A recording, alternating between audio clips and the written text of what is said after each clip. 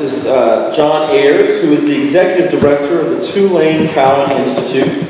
And we'd like you to wrap up our panelist discussion by sharing with us some of your experiences from New Orleans. New Orleans has been hailed as a model for the charter school movement. And we'd like for you to share with us some of the lessons learned from the charter school experiments that have taken hold in New Orleans and what insights that has for education reform.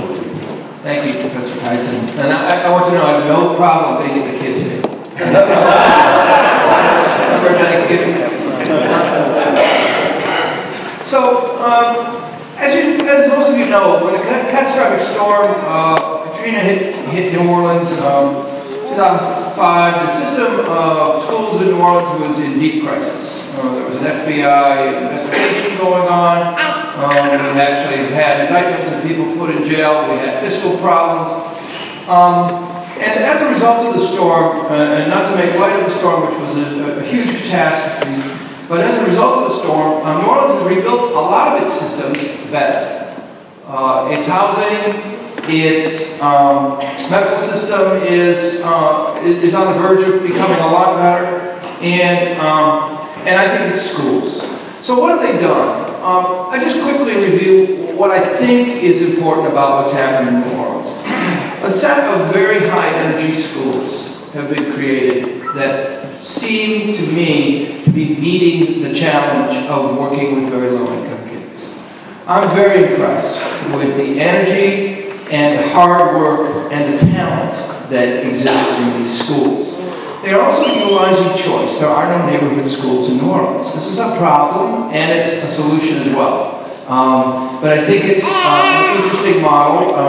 All schools are citywide schools. There are no dry area schools currently in New Orleans, and I can talk about what I think is good and bad about that, but I think it's important that it does utilize the power of choice for parents to choose their school and invest in a deeper way in that school, which can be very powerful, particularly for low-income parents to connect to a learning environment. Finally, I just say we have remarkable talent in New Orleans, and a lot of people think it's all, Teach for America, 26-year-old teachers. Actually, there's a good and sizable bunch of traditional educators who have been freed by the creation of charters that allow them to do interesting things, and they are creating very good, solid schools. The other thing is, I would say that what we've created in New Orleans, because almost all the schools are chartered, is kind of a safe zone for us to criticize what's wrong. And I found a remarkable problem-solving attitude, mostly lodged in the nonprofits that are supporting these charters. And this means that with no central office, and Representative Edwards talked about less red tape, let me tell you, this system has no red tape. I've never seen anything like it. I've worked in school systems across the country. And it is actually quite wonderful to not have a central office driving all kinds of policies and programs into the schools. There is a need for a long-term governance solution in New Orleans.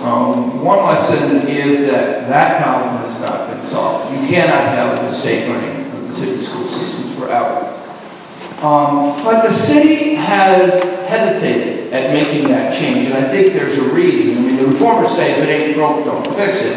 But the community wants and deserves a voice in running its own schools. It's just that the solution cannot be going back to the old traditional system that really did not work well, and really doesn't work well in most American cities.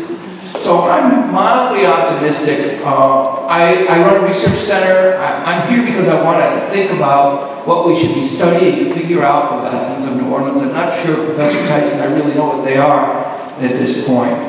But I do know that school systems represent our future. And in New Orleans, we've gotten this school system off the bottom. And for that reason, I'm encouraged that we've made significant progress, particularly in our elementary schools.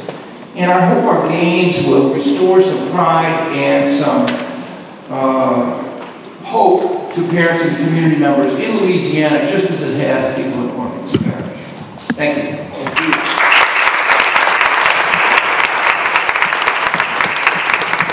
Pat.